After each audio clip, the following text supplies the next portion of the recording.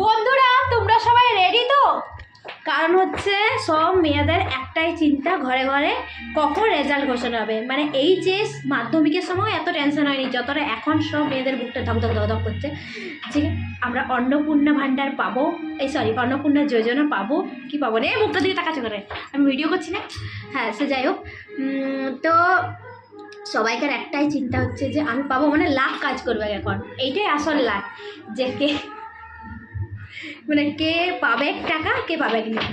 অনেক লটারির টিকিট বলো, মানে অনেক কিছু আমরা মেলাতে কেটেছি, লাখ আমাদের হয়নি। এইটাই হচ্ছে আসল লাখ, যে আমাদের টাকা ঢুকবে কি ঢুকবে না।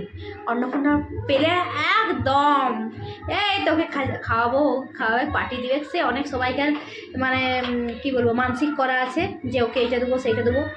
চলো দেখা যাক অন্নপূর্ণা ভাণ্ডার ঢুকবে নাকি। এবারে আমার কথা হচ্ছে যে আমি জানি পাবো কি না।